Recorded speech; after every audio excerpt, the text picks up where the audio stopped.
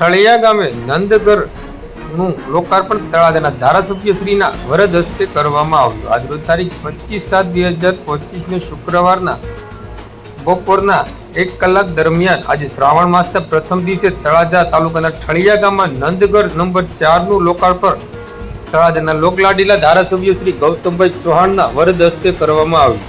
આ પ્રસંગે તેમની સાથે જિલ્લા પંચાયતના પાણી અને સિંચાઈ સમિતિના ચેરમેન મંગાભાઈ બાબરિયા તેમજ તાલુકા પંચાયતના પ્રમુખ રાણાભાઈ સોલંકી, ઠળિયા ગામ પંચાયતના સરપંચ વનરાજભાઈ મોબ તથા તલાટી કમ મંત્રી રાજુભાઈ રાઠોડ સહિતના ઉપસ્થિત રહ્યા હતા.